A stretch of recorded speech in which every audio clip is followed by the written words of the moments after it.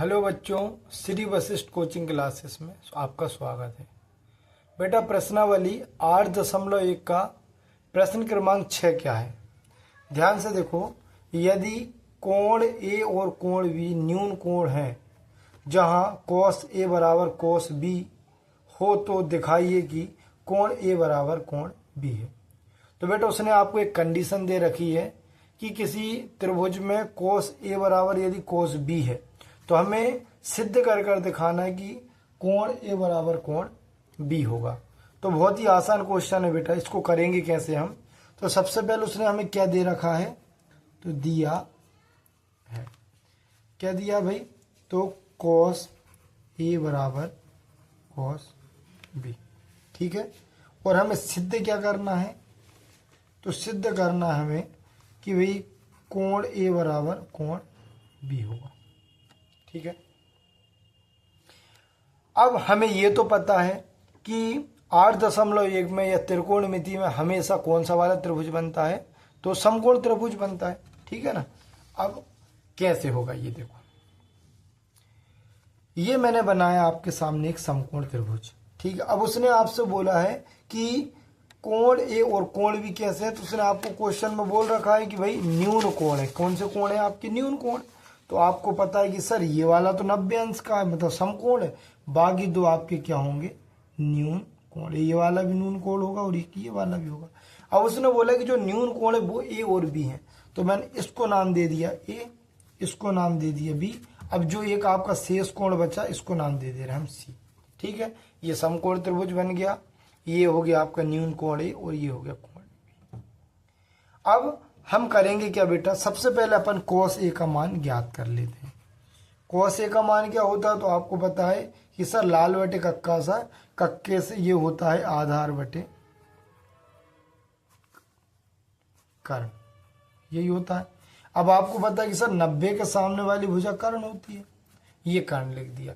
अब लंब और आधार कैसे डिसाइड होता है भाई? तो देखो यहाँ मान तो कुछ दे रखे नहीं है कि हम पाइथागोरस थ्योरम लगा सके, बाकी है ना। तो हम यहाँ ध्यान से देखेंगे कि थीटा का काम कौन कर रहा है बेटा? तो थीटा का काम हमारा ए कर रहा है। तो थीटा के सामने वाली भुजा होती है लंब, अब ये तो कर्ण होती है। थीटा के सामने वाली भुजा होती है लंब, तो जो शेष भुजा बचेगी बेटा उसको हम बोलते हैं आधार। तो ध्यान से देखो, यदि ये लंब है तो आपकी ये आधार हो जाएगी। तो आधार क्या होगी बेटा आपकी? तो देखो लंब के सामने ये कर्ण, ये लंब, तो आधार भुजा। अब इसका कोई मान नहीं है तो इस भुजाई का नाम लिख देंगे हम। क्या नाम भाई? ए से लेकर सी तक। और कर्ण का काम कौन कर रहा है? ए बी, तो ये हो गया आपका ए बी, ठीक है। अब अगला देखते हैं हम क्या लिख कर दिया उसने, cos बी। तो cos बी मतलब भी क्या होगा? आधार बटे कर्ण, ठीक है। तो हमने यहाँ देखा कि भैया यहाँ बी का काम कौन कर रहा है? ये कर रहा है, तो ये होगा थीटा।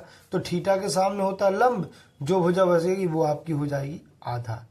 क्या हो जाएगी बेटा? आधार। तो आधार का काम कौन करेगी? आपकी ये वाली भुजा बी सी। और कर्ण का काम कौन कर रहा है? ए बी, तो यहाँ पर आ जाएगा ए बी। और ऐसे ही बेटा यहाँ पे कर्ण का काम ए बी कर रहा है, मैंने आपसे बोला तो ए बी लेकिन बी सी दिया था, ठीक है ना।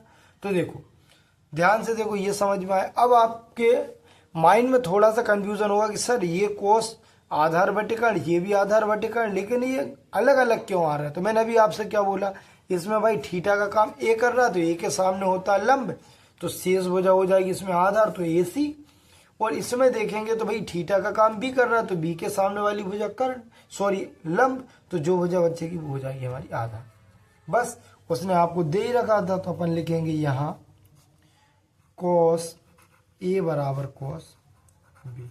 तो cos ए का मान क्या निकाल रखा हमने? ए सी बटे ए बी। और यहाँ पर निकाल रखा हमने cos बी का बी सी बटे ए बी। तो ए बी से ए बी कट जाएगा, तो हमारा क्या आ जाएगा बेटा? ए सी बराबर बी सी। भी त्रिभुज में यदि दो भुजा समान है तो इनके जो सम्मुख कोण होते हैं बेटा वो भी आपस में कैसे होते हैं?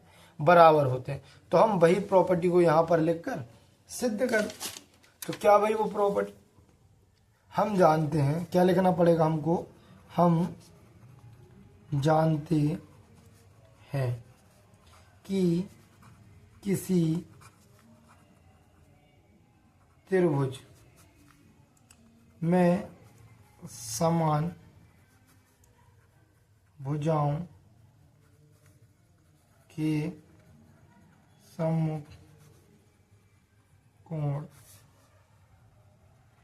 आपस में बराबर होते हैं। तो देखो ए सी भुजा, आप ध्यान से देखो तो देखो ये ए सी भुजा के सामने क्या है आपका बी, और ये वाली बी सी भुजा के सामने क्या है, तो देखो ये दोनों भुजाएं आपस में बराबर है, तो इसके सामने वाला ये वाला कोण और इसके सामने वाला ये वाला कोण भी आपका बराबर होगा। इसलिए लिख देंगे, इसलिए कोण ए बराबर कोण बी इति सिद्ध। बस इतना ही करना था, बहुत सिंपल क्वेश्चन है। बस बेटा कंफ्यूजन आपका इतना ही रहेगा कि हमको बस देखना कॉस है तो थीटा का काम ए करेगा, तो सामने वाली भुजा लंब बन जाएगी, ये आधार बन जाएगी, और जब थीटा का काम बी करेगा तो ये वाली भुजा आपकी क्या लंब बन जाएगी और ये आधार। जैसे हमने उनके मान को दिया है बराबर करेंगे तो ए सी बराबर बी सी। बस लास्ट में लिख देना है कि भैया किसी भी त्रिभुज की समान भुजाओं के सम्मुख कोण आपस में बराबर होते हैं। आशा है बेटा आपको समझ में आ गया होगा सभी। देखो मैं थोड़ा सा ये देखो, तो सभी को समझ में आ गया होगा। चैनल को लाइक सब्सक्राइब करें। नेक्स्ट क्वेश्चन हम नेक्स्ट वीडियो में करेंगे। ठीक है, थैंक यू फॉर वॉचिंग।